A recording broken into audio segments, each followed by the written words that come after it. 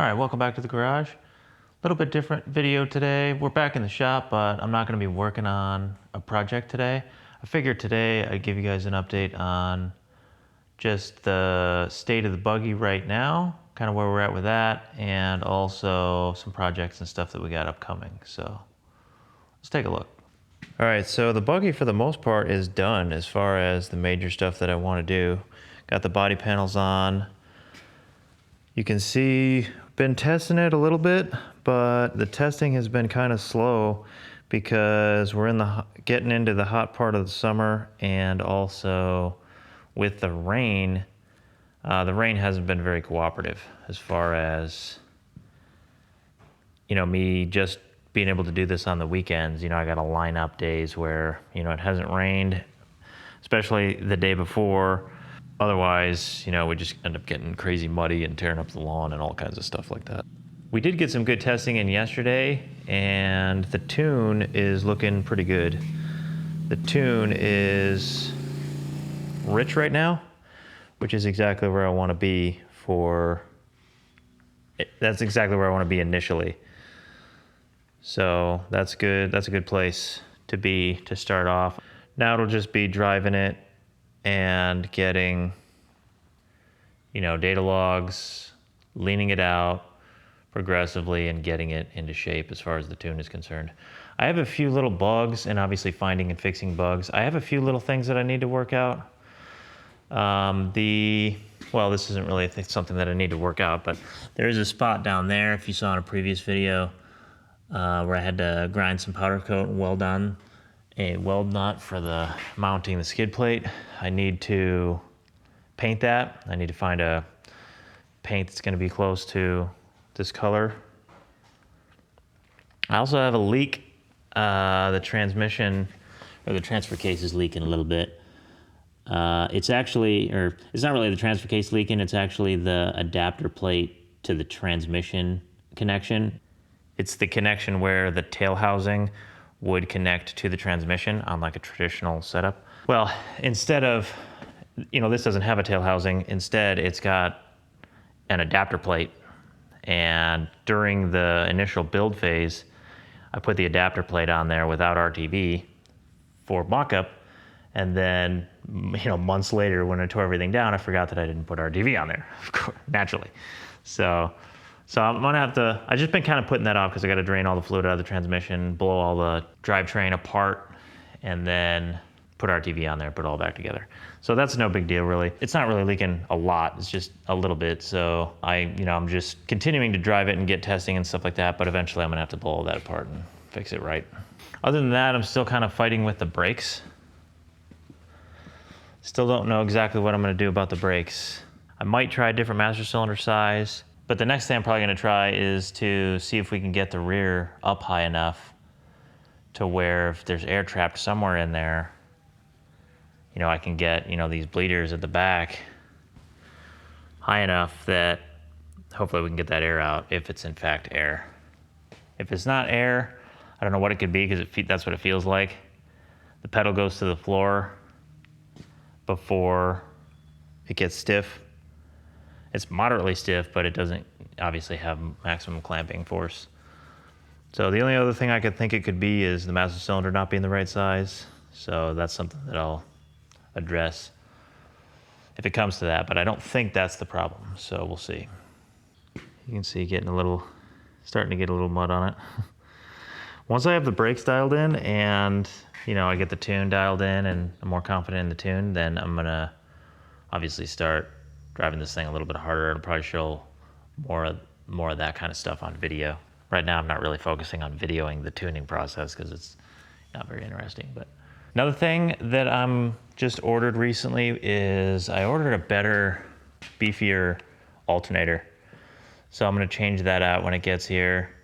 I noticed that when I run the rear steer, the voltage drops and my backup camera's cutting out. I don't know if the backup camera cutting out is a result of the voltage drop, but I kind of suspect that that's what it might be. And it's just that the stock alternator doesn't make, that much amperage at idle. So I ordered an alternator that'll make a lot more amperage at idle. be able to supply enough amperage for the rear steer pump. So that's the buggy update as far as, you know, where we're at with that and kind of where I want to go with it. Let's go take a look at some upcoming projects that we're going to be starting. So one of the projects we're going to be working on, and I guess this is kind of going to be my project, is this old Dodge. This is a 1967 Dodge D300, and as you can see, it's a dump truck, but we're not going to keep it a dump truck. We'll probably keep it dual wheel. What I'd like to do with it is make it four-wheel drive, and we're going to take the dump bed off of it and build a custom-built flatbed probably, and make it a tow haul vehicle. We're going to repower it. It's got a 318 in it right now. Not exactly sure what we're going to do, but definite possibility that we might go for the diesel power. We got to get that old small block out of there either way. Yeah.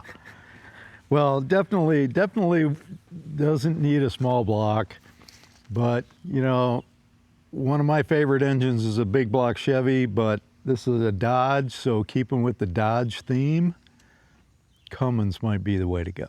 That's it. So we're looking at that.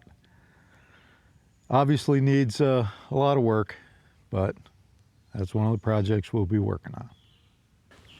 We may, when we take this dump bed off, turn it into a dump trailer. I was kind of throwing around the idea of putting axles under it and see if we can turn it into a dump trailer. That might be fun, kind of play around with hydraulics and designing, that kind of a thing. It's got a, what's that rear axle, Dana 70 we determined? I think it's 70, yeah. I think it's got a Dana 70 in there, but because of the, I don't know what yoke is on the pinion and drive shaft setup they had back in yesteryear, so we may end up trying to see if we can find a Dana 80, but we'll see. That'll be the main rig for hauling the buggy, probably. Because we don't have anything else that, I mean, my truck can do it, but only just, since it's a half ton. Okay, so another thing we're going to do, another project we're going to work on is this old truck here. This is a 82 GMC Sierra 2500, or 3/4 ton two-wheel drive truck. Your classic farm truck. Yeah, the long bed, single cab. Yeah, right, but my favorite. So we're probably going to make this the all-around daily driver, shop truck, grocery getter kind of thing. We'll probably keep it two-wheel drive. Right now it's got a small block Chevy 350 in it, turbo hydro 400 transmission.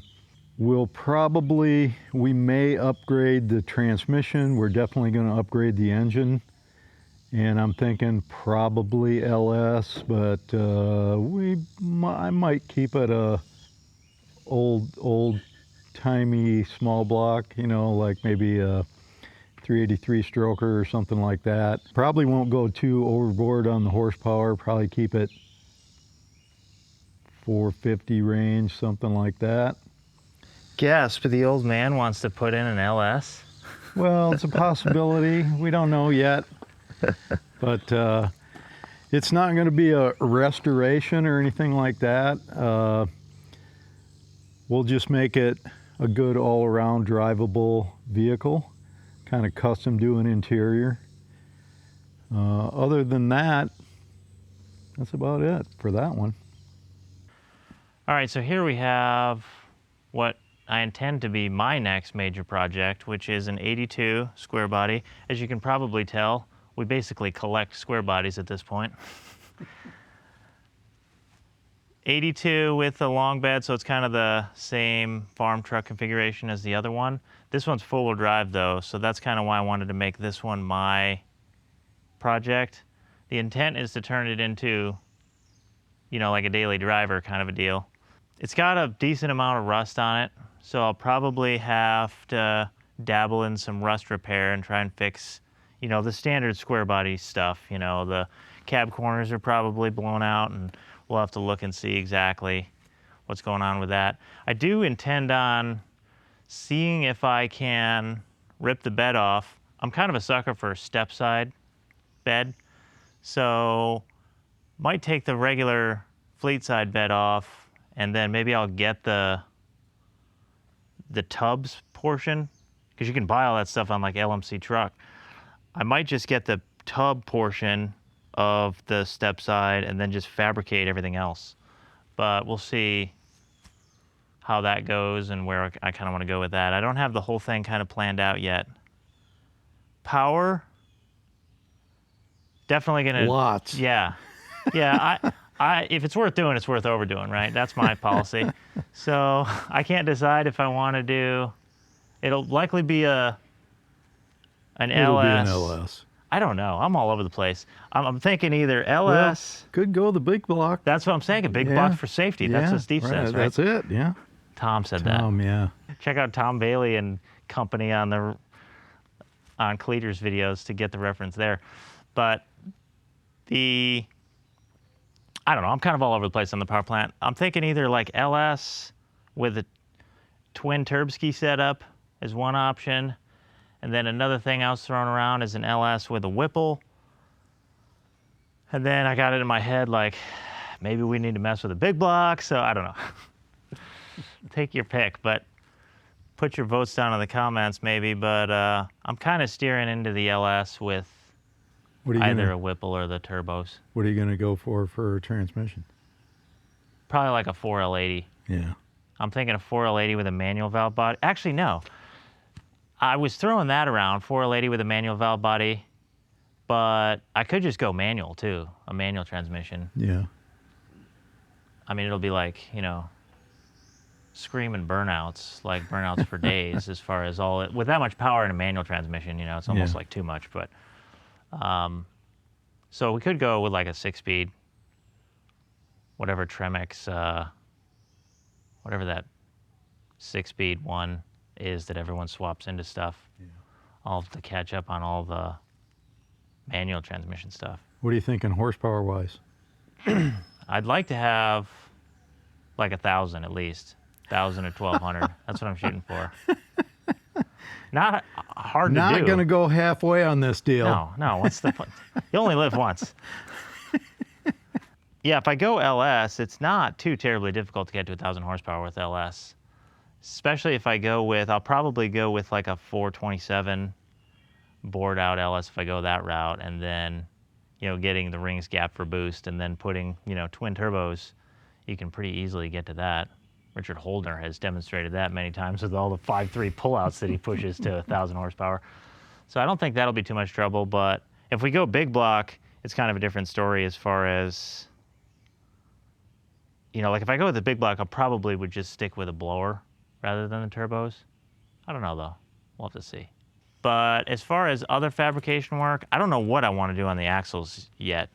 I mean, with that much power, we're gonna have to beef up the axles somehow. I could do the same thing that I kind of did on the buggy, which is, you know, built strong 14 bolts. Obviously, I don't need a steering 14 bolt like for the rear like I do with the buggy. But I don't know, I was kind of toying around with maybe like playing around with a 9-inch fabricated housing, going with a 9-inch. I don't know yet. And then for interior and stuff, I want to like get all crazy with like a custom dash. So I'll probably make a custom dash from scratch. But other than that, we'll do that on both trucks probably. Yeah. Other than that, compared to the scope of the buggy project, it should be, cross my fingers, a little bit easier than the buggy was. But we'll see. And cheaper? Well, maybe. Yeah. Yeah, you end up just making up the difference in more expensive parts. So right. We'll see. Yeah. Go fast parts are expensive too. That's it. So we'll see. We'll see what comes of that. But that's the idea for that, is just my daily driver all around, 4-wheel drive, do whatever, you know, have fun kind of rig. And get rid of that Ford. And get rid of the newer stuff. Yeah, we're kind of averse at this point to newer vehicles because the manufacturers are just taking it in the wrong direction as far as I'm concerned. They're too complicated to work on. They can't even fix the damn things when, you know, it's wiring hell. I know about So- that. So they can have all that. I'll wire the whole damn thing myself and build the whole thing, and I'll know exactly how everything works. So that's our policy. I agree. So that's that one, as far as I can think of. Anything you want to add? No, I don't think so. Other than, you know, this is the truck that I used when I built the lean-to over here. So it's got this makeshift home-built platform on the back. Obviously, that will go away. But it's not in too bad a shape. Yeah, we'll have to see how bad the rust is. Yeah, they're rusty, but we can fix that. And action. Do the dance, yeah. Stupid. Okay, so this thing here is a '97 Dodge Dakota. Piece of shit. And Oh, sorry. This is this has got quite the history because this belonged to my dad, and I think I don't remember for sure, but I think he bought this thing new, and I acquired it, inherited it when he passed away in 2007, and then I ended up selling, and you can actually see this vehicle in some of my early videos on my channel. But then I ended up getting the 1-ton truck, sold this to my brother, and then he owned it for quite a few years. I reacquired it from him. We're not sure what we're going to do with it. So when I moved my brother down here, I moved this down here, and now we don't really know what to do with it. It's got a 318 in it. So, Yeah, it's got that wimpy V8, right? The Magnum or whatever it is. yeah, I don't know if they called that a Magnum or not. I think that's that badging. Oh, yeah. Yeah. Yeah, V8 I think Magnum. that's the Magnum. Yeah. The non-Hemi, you know? Yeah, right. If you're going to have a Dodge, you know, this is like the worst of the V8s to have. Well, you can always enhance it a little bit. And we may do that because this isn't going to be... Kind of what I'm thinking is a Mad Max vehicle. Off-road vehicle only.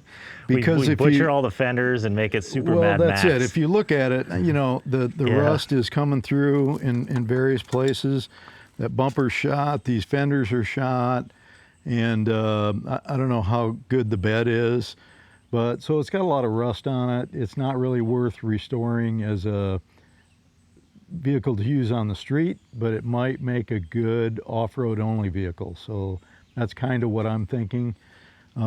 Before we acquired the next thing we're going to show you, I was thinking of making this an off-road, but also kind of a service vehicle with maybe a welder on it and, you know, a partial flatbed or something like that. But probably won't do that now because of what we're going to show you next.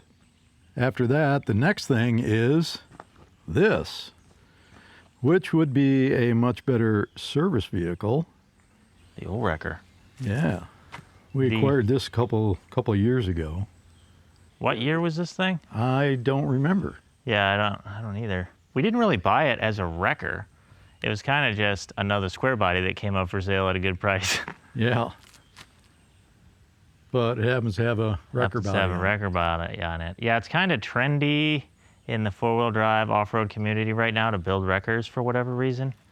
Like I said, we didn't really intend on buying a wrecker to do wrecker things, but I got to thinking about it more and more, and it kind of would be nice to have one around here, mainly because we don't have a forklift.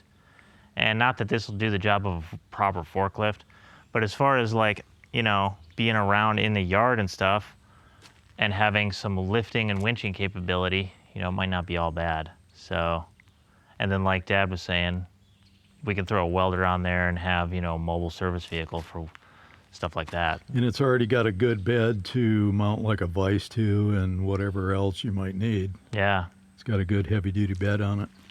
Yeah, we'll probably either, I don't know what we're going to do about the actual wrecker boom. We're going to make it work. Yeah, that's probably, I mean, I don't think we want to use that old steel cable. Maybe we'll replace that with like Yankum winch line or something. But we'll see. Something. We got to keep the gumball on there though. Not sure if that works, but we can make it work. We're gonna make it work. So what are you thinking? I'm thinking four-wheel drive it. Is it not already? No, it's just two-wheel drive. Yeah, okay. Yeah, if we're gonna make it like an off-road service vehicle, probably four-wheel drive.